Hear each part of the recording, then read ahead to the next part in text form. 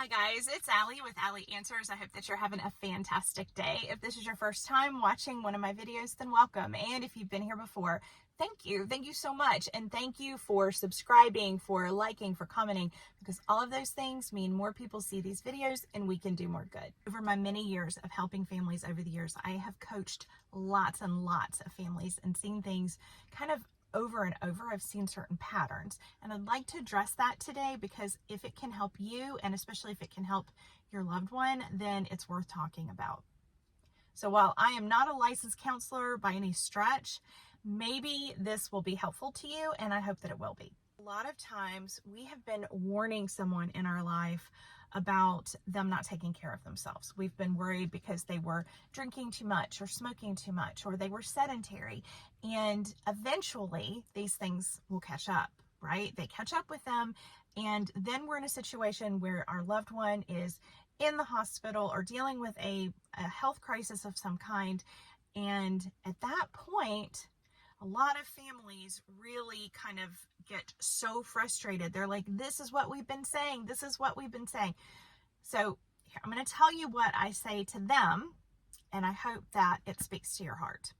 So first of all of us are going to get there, right? No matter what we do, no matter how well we take care of ourselves, no matter how much healthy food we eat, no matter how much we exercise, all of us are going to die one day. All of us. Of something. You need to consider the fact, first of all, that over the years, the edicts on how we were supposed to live and what we were supposed to do have changed. Back in the 70s and 80s, we were told all the time that a balanced breakfast was buttered toast, a glass of orange juice, a bowl of cereal, and a cup of milk. Do you remember that? There was a time when everything had to be low fat. We were supposed to do everything that we could to limit the fat. Right now, everything seems to be high fat, more animal products and vegetables. Although some people are going straight vegan, we have that going on real strong right now. Because of the internet, we have tons and tons of information at our fingertips. What used to live in the library or just be reported on the nightly news or taught in a health class is now at our fingertips. It's carried around in the palm of our hands and we can see what's going on and what the professionals are saying. But it's a little confusing because all the professionals are saying a little bit of something different. If you're not old enough, you may not know this, but there was actually a time when doctors smoked in the hospital. Now they at least step outside. So what does this mean? What it means is that over these many, many years, we've been told different things about what is healthy and what is not, and all of us have made our choices. Some of us have eaten a lot more sugar and chocolate than they probably should have, just based on the fact that they're enjoying it. Some people chose to do some scary things, maybe use Roundup in the backyard or spend way too much time in the sun. Here's my point. No matter what we do, we're all going to die. And there's going to come a point where your loved one, who you tried to protect and you tried to convince to control their blood sugar better or to eat a healthier diet or not to be sedentary, in all cases, it's going to come back to haunt them at some point. Okay, there is the one, 99-year-old grandpa who smokes 10, 15 cigarettes a day and eats sausage and eggs and grits every day and never gets out of his chair and he's still living. But most of us are going to pay in one way or another for the choices that we make throughout our lives.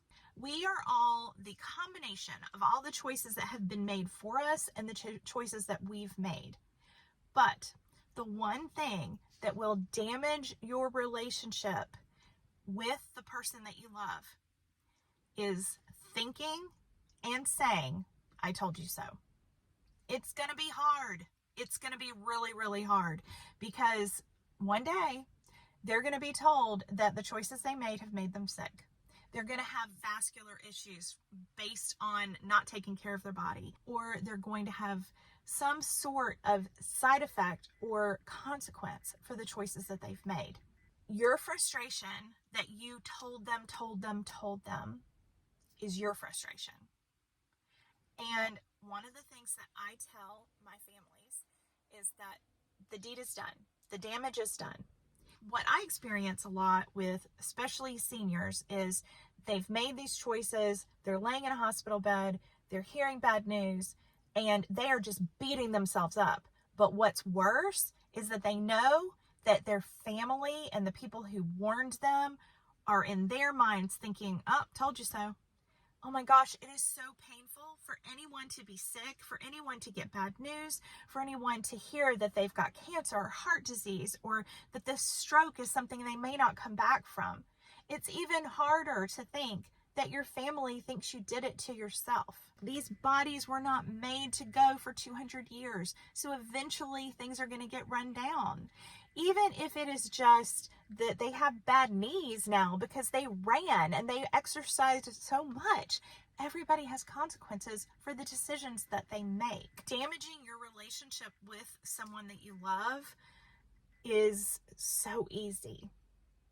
And when we don't have that much time left with the people that we love, one of the things that we need to do, in my opinion, is focus on what's right, what's good, what we love about that person, what we appreciate about them.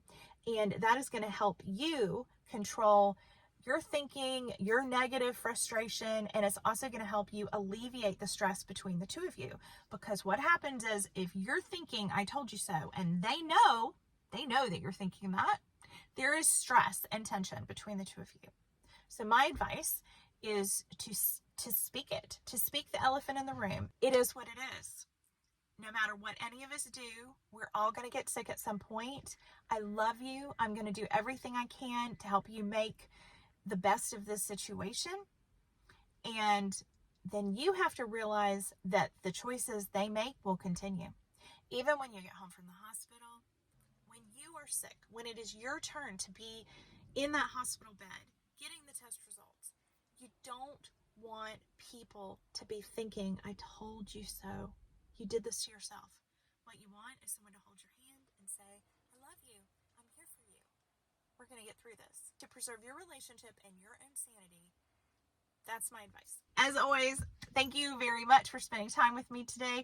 I enjoyed it, and I will look forward to seeing you next time. Bye-bye.